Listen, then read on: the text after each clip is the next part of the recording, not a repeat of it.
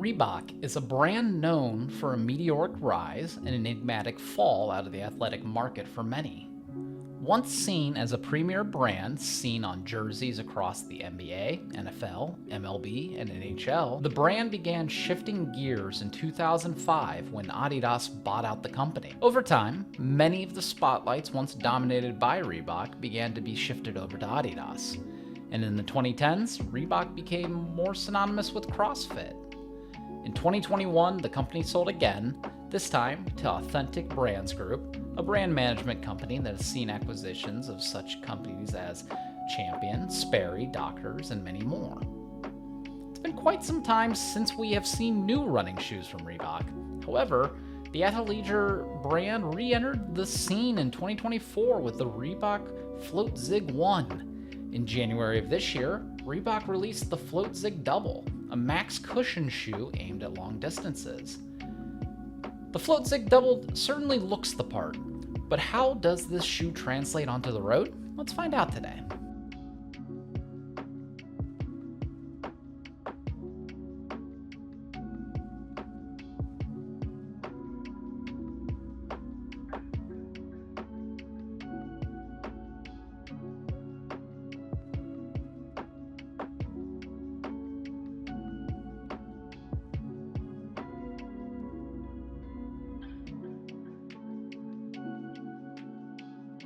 Welcome to the AmeLiaRun channel. My name's AmeLia, and today I will be doing a review of the Reebok FloatZig Double. This is a shoe I purchased myself from Reebok directly, and my size is 8.5M. Like all of my reviews, I'll be going over the nerdy details for the shoe and discussing fit, predicting the durability, ride, versatility, and value of the shoe. This is made with the hopes of creating an accessible resource to assist runners of all levels of experience in their search for the right fit. My reviews are timestamped for easier reference regardless of where and when buyers are shopping.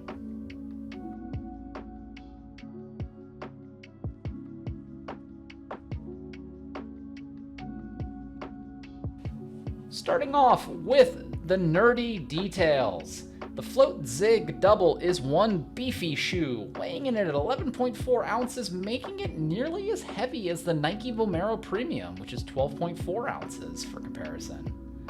The shoe sports a 37mm stack height with a 31mm forefoot height for a 6mm drop.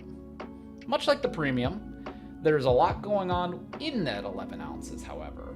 The FloatZig Double totes a generous slab of SuperFloat Plus foam, Reebok Supercritical foam.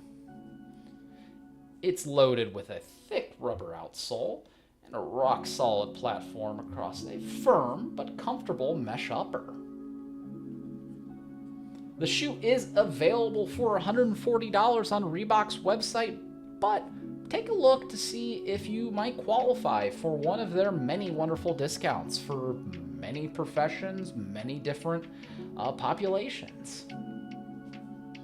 Getting into the fit for the shoe, I would say the shoe fits true to size. It has a toe box and midfoot I would certainly call snug, but not too narrow.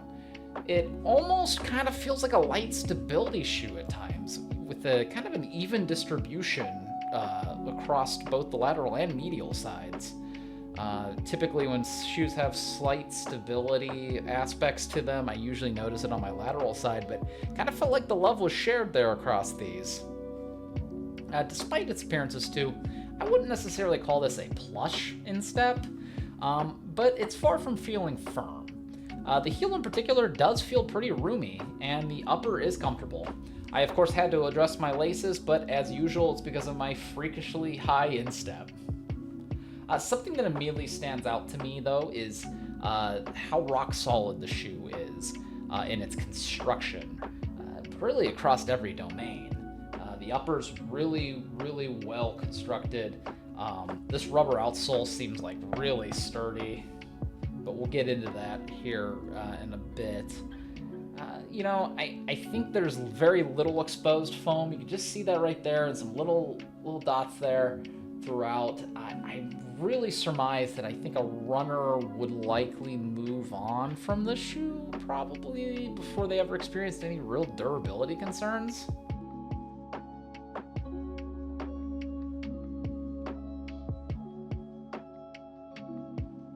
Getting into ride, versatility, and value for the shoe. There is an old school charm to the way that the Double Zig ride feels. There certainly isn't any spectacularly high energy return or dazzling rocker geometry engineering to make your pace, melt down. But, it's through and through a sturdy workhorse shoe. It's definitely not, like I said earlier, it's not plush, but it doesn't really seem like it's dead underfoot either. Every mile of these definitely feels comfortable and relaxing, even if it's at the cost of not really being exciting or excelling anywhere else. I know for some that's a deal breaker, but I find this shoe's wonderful for really like runs right after a long day at work. Maybe I just want to safely log my daily or easy miles. I will say, as a kind of maybe a potential negative, I do have some concerns about how the upper ride's a bit hot. I even noticed this when I took it out on a rather brisk evening run, like 25, 30 degrees Fahrenheit. Still kind of felt like it heated up towards like my third or fourth mile, which could be a little concerning if you live in a hotter climate.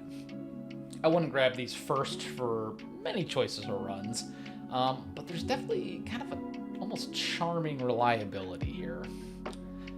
I'll also say the double is unquestionably restricted to easy and slower paced daily miles, or maybe recovery miles. If you have like really slow and easy long miles, I would say give it a shot.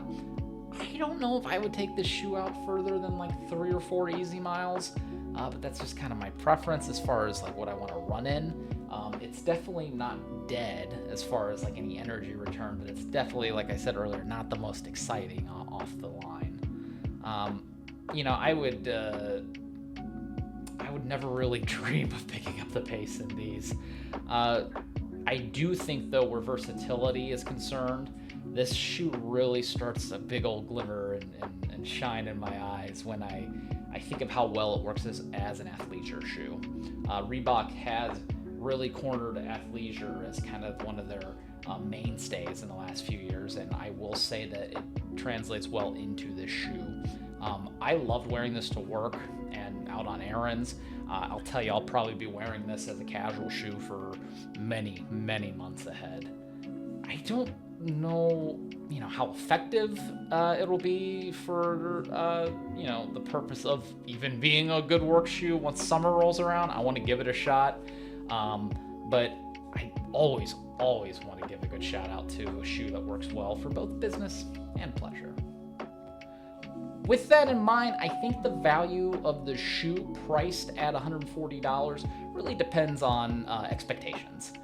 If you're looking for a rock solid, reliable, easy day shoe that doesn't necessarily feel too squishy and plush, but you don't have to think twice about support and comfort, these are worth consideration.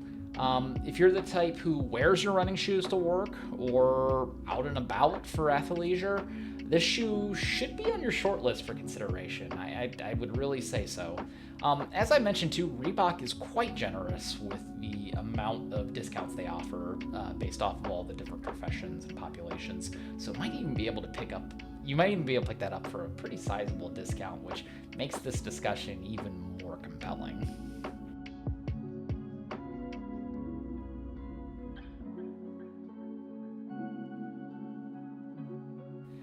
Final thoughts for the Reebok FloatZig Double.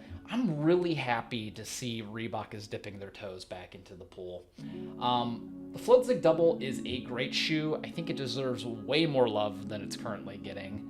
It kind of came out really unceremoniously in January.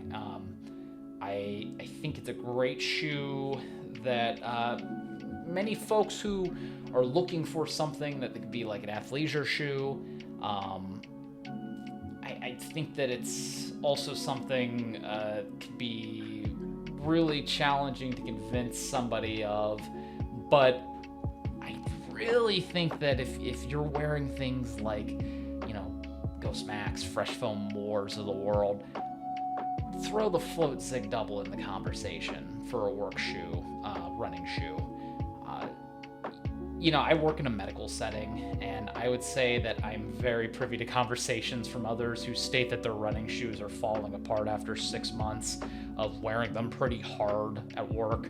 I think it's because not every running shoe is made with athleisure in mind.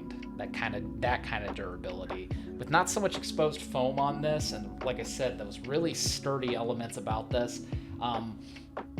Obviously not the most breathable shoe, but I think this shoe is going to be rocking and rolling through all times of the year. Maybe if you're in air conditioning or colder climate, I'd say it might even be worth a swing for the summer. Maybe you work from home. I'll say that it's not a taste for everyone, but seeing as the Reebok name has long departed the popular zeitgeist, that shoes like On and Hoka seem to have dominated, and particularly athleisure. I think this speaks to all the more reasons why a shoe like the FloatZig Double should be around.